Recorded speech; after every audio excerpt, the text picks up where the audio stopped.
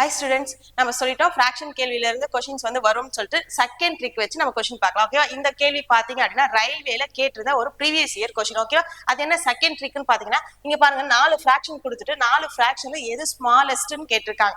அப்ப எப்படி சொல்லலாம் அப்படின்னா, எதுவுமே சால்வ் பண்ண வேண்டாம், இதுக்கெல்லாம் நம்ம சால்வ் பண்ணோம் அப்படின்னா ரொம்ப ரொம்ப டைம் ஆகும். அந்த மெத்தட் கிடையாது. ஓகேவா?